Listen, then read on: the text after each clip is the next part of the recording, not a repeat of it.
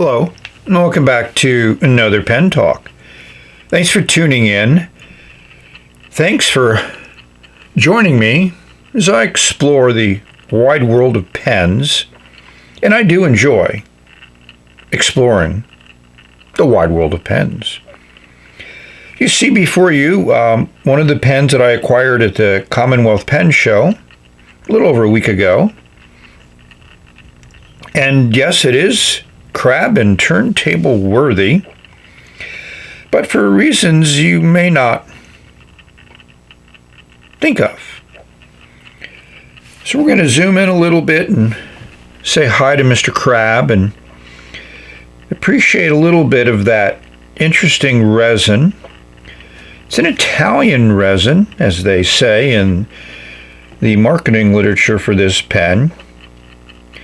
It's made in Miami, which I found interesting, but it also shares common traits with other pens, which we will look at. We're going to wait till Mr. Crab comes around because he enjoys just giving you a little wink and a little smile. And as we continue on exploring this beautiful pen. So, if you are fortunate enough to go to a pen show, and even if you're not, hopefully some of us have been able to give you an idea of what it might be like to go to a pen show. When I go to a pen show, and the first time I went, it was very overwhelming. There are thousands of pens for you to look at. Some of the sellers have thousands of pens, and there are more than one seller. So in the nature of things, it's going to be impossible for you to look at every pen and determine whether it's something that you would like to acquire. One of the things that I learned about going to pen shows was I go there to learn, to talk to some experts, and everyone there has their own opinions, their own experiences, and are more than willing to share. And I find that to be very, very nice. I enjoy that. So when I'm looking across the table full of pens, they might be organized in some way or not. Occasionally a pen will just grab my attention, and that's what this one did. One of the things that I do now is I try to complement my collection, add to it in a different way.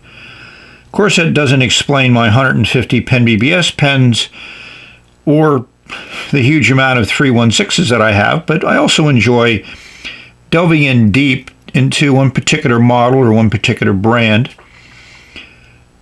But this is a pen that I never expected to acquire, didn't know it existed, and I had to look it up after I bought it.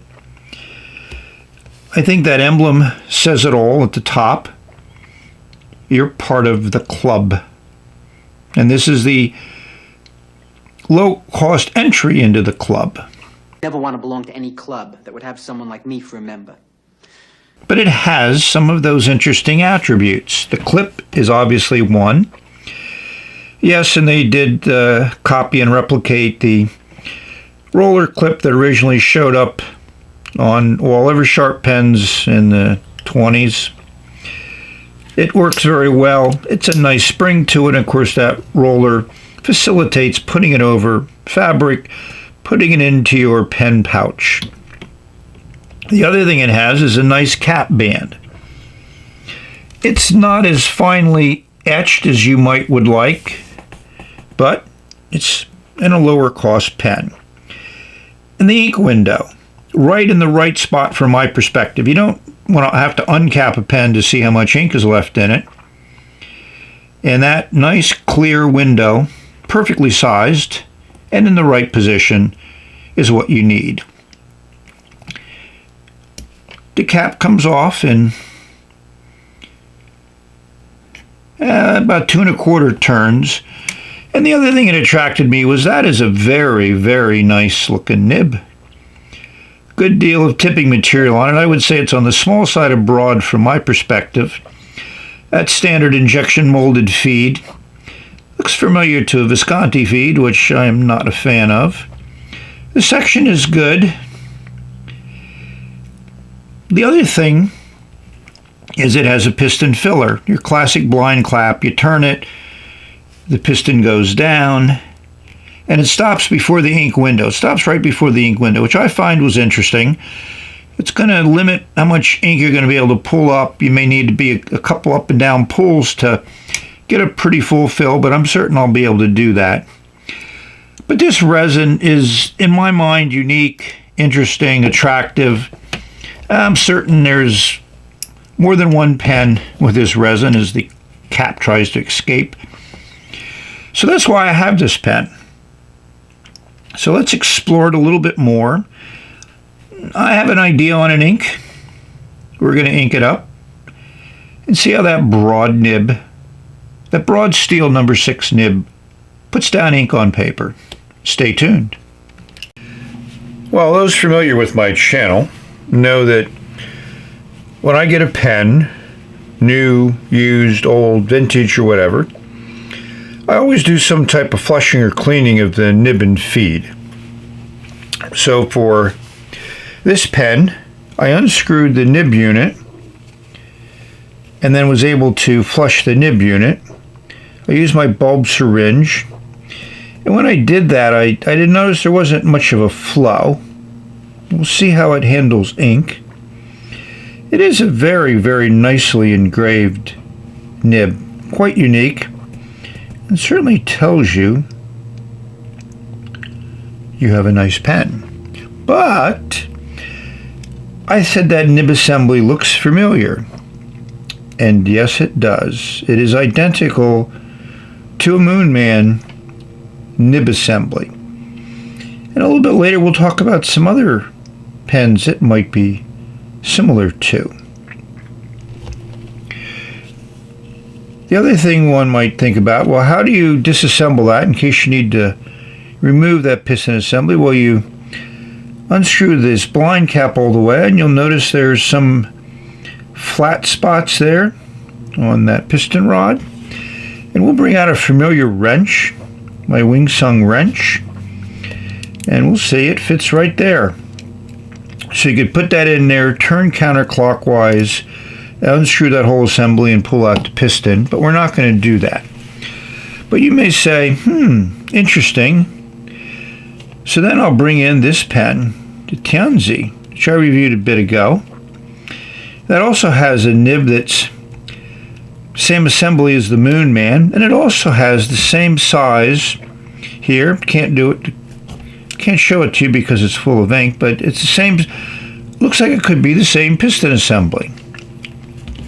So one would say that this pen certainly has some Chinese origins to it. But it's definitely a resin I've never seen before, and that ink window is a very good touch when you got a pen like this. Let's go into dark mode and see how it looks under the LED. We just have a very little bit of diffused sunlight coming in, so we'll bring in the LED to show off this resin. It is somewhat translucent. Yeah, I got to take the LED apart again and fix the contacts like I did once before. We'll look inside there, and it looks like there's some type of screw system. So the clip is inserted into the barrel. There's no top finial there in the cap. And I certainly like that little touch with that domed insert there. If we look at the barrel, we'll see that you could probably be able to see the ink level in there. You might need a light like this. But the other thing that's nice is the piston assembly really doesn't detract from the look of the pen. I think one of the kind of like design elements that I really appreciate in this pen. So next stage is maybe to compare it to some other pens, ink it up, and see how that branded nib writes. So I've mentioned the amazing similarities between these two pens. This is a Tianzi pen made in China. and your Armando Simoni Club pen made in, they say, Miami. The fact that they both have the same Moonman style nib assembly can't just be a coincidence. The fact that the piston filler, in order to take it off, requires the same size wrench cannot be a similarity, because it's not the standard 7mm Pelican or Twisby. It's the Chinese style, which is bigger. The pistons work great in both of these. They say this has a brass filling piston system.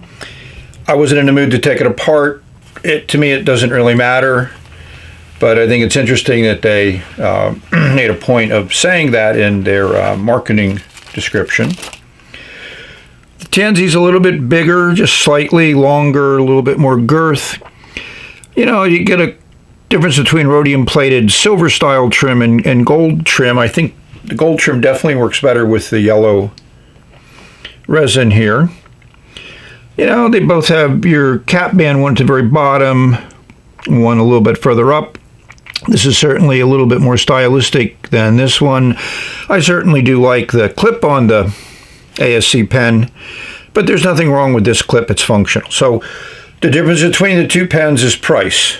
$40, $200. That's the big difference. Brand name, not too popular brand name, probably pretty much unknown.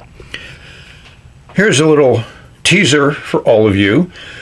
Shortly I'll be doing a video in which we're going to be allowing you to get a Tianzi pen, your choice of colors, for participating in the video.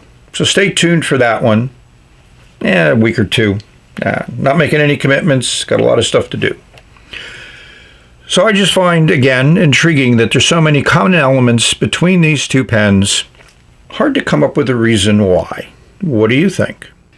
I watched a video by Armando Simoni Club on the studio pen, and they mentioned they're using Bach nibs. So I have a number of Bach nibs, and here is one. And I'm comparing it to the Moonman that I used to compare that nib assembly that I felt was identical to the Moonman one. As you can see here, the Bach nib assembly is substantially different. So I think what we need to do is take a look and compare this Bach nib to the ASC Studio nib in my pen. So I'm not going to pull or unscrew that nib assembly, but I'm going to let you make your own decisions as to the similarities between a Bach nib and the Studio pen nib. I think the Bach is medium, could be a broad. They don't mark them, but that's one of the challenges with Bach nibs, is they don't put an identifier on it. At least the Armando Simoni nib has a B on it for broad. We turn it around and look at the feeds, and we'll see there's a little similarity to the feeds, but there are differences. So I can't say this nib is Bach or not, but it certainly is different than other Bach nibs that I have, and that makes my mind wonder what kind of nib this is, and did Bach make a special run just for these studio pens? What do you think? Well, what ink to put in? You know, I'm adventurous, take risks, and this is an ink that I got at the Commonwealth Pen Show, so what better ink to put into the pen? I like the description that Nathan put at the bottom. Generous flow, better shading. All of his bottles have some very interesting graphics on them, which make it unique, and they're all full.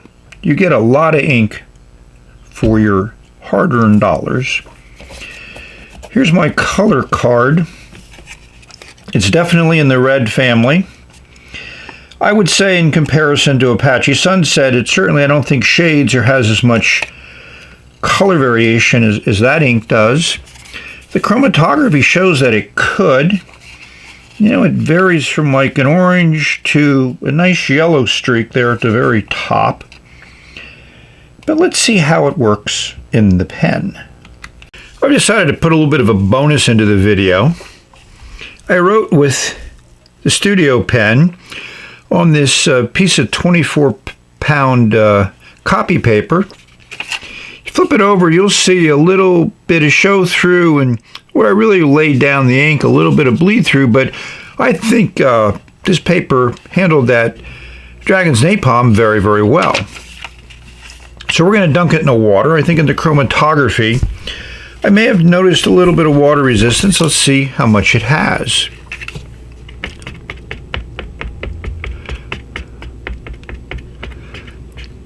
Yeah, there's a little bit lifting off right away. We're going to leave it set there for a little bit. The other thing that I do is when you clean off the nib with a paper towel, you get these nice blotches. So to me, when I have a nice shading inks, most of the time these blotches will show some color variation, and they don't. Back to the water test.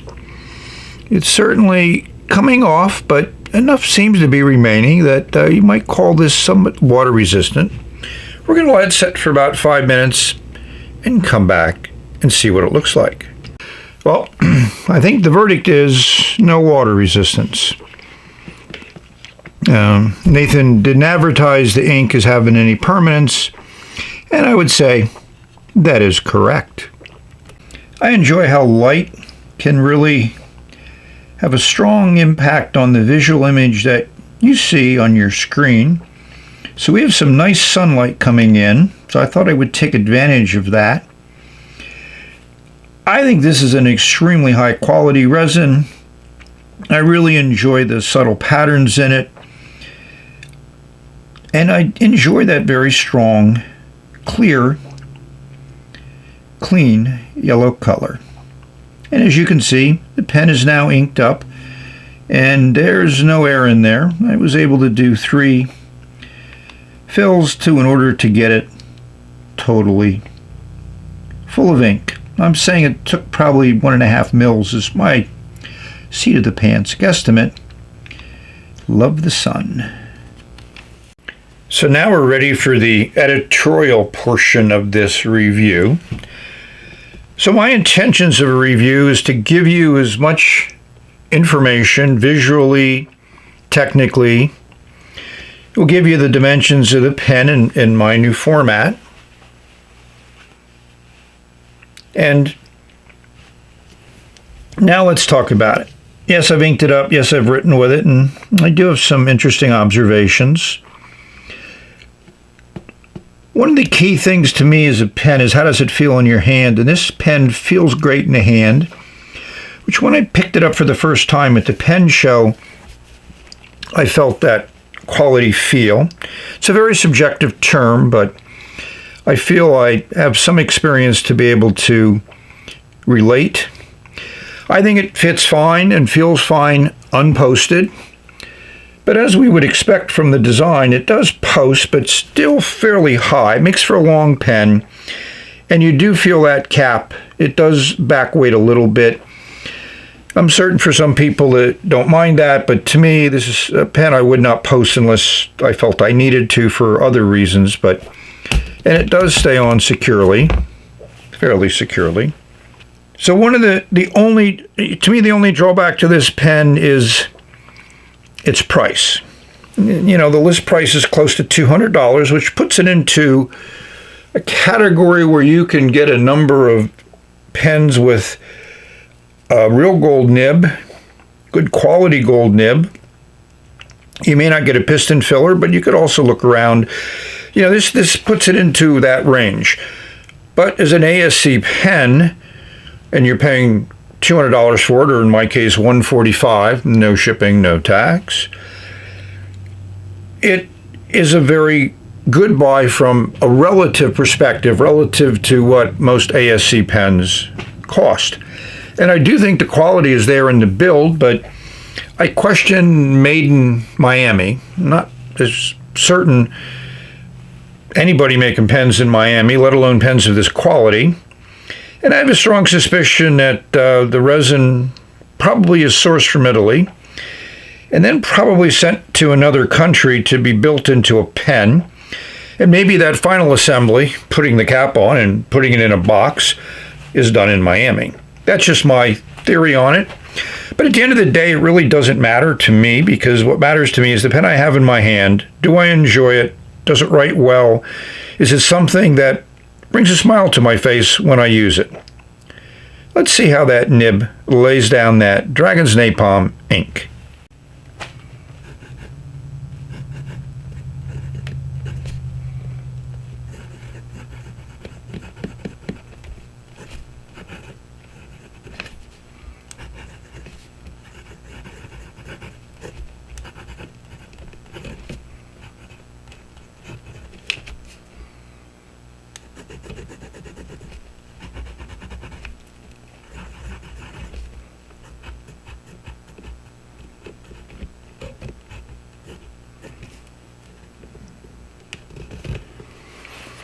So overall, I think it writes fairly well, and it's definitely in the broad line characteristic family.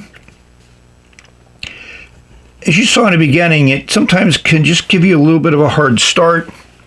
I think there's a slight baby's bottom to this nib, which I would fix with a minimal amount of nib tuning. But once you get it writing, it writes very, very well. There's a little bit of feedback, but with a broad nib like this, you probably expect some feedback, or you should expect some feedback. And I particularly like this Dragon's Napalm ink. It dries fairly quickly, which is not always a trait of Noodler's inks. So I think we need to rate this pen. And this is a difficult thing, because I'd like to give it 2 ratings. One, a pure rating based on the pen, and then a rating based on the branding of the pen. So I'm going to blend the two, and I'm going to give it a 9.1. So it gets 1 check for the build, quality, design, materials, and all those other things. And I'd give the nib 1 check too. Where it loses ground and where it's not rated higher is because at the price point, I think it lacks a little bit of that quality level that you would expect at that price point. I compare it to the Tianzi pen, which it shares a lot of characteristics with, and that pen is $40, and it also has a good nib in it, holds a lot of ink. It's not made out of Italian resin. It doesn't have an ink window, but then most of the clear ones don't need one. So if you're interested in a piston filler with a good nib, that certainly for the price point becomes an attractive option. But if you want an ASC pen, then this might be one you would consider. That nib certainly is pretty. The section, I think, could be slightly bigger, at least from my hands, but I'm certain it would work for most people's hands. So hopefully you've enjoyed this look at a pen that you may not have known existed. And I want to thank you very much for watching. You notice how it started up right away after my long dissertation between the writing. Hope this video finds you safe, healthy, and happy. Enjoying your pens, putting some ink on paper, finding a pen and an ink and paper that just excites you and encourages you to draw, doodle, sketch, write prose, poetry, letters, novels, vignettes, whatever you're motivated to do. We've reached the end of this video, and we're going to say bye. And yes, there's a lot more to come, so watch and stay tuned.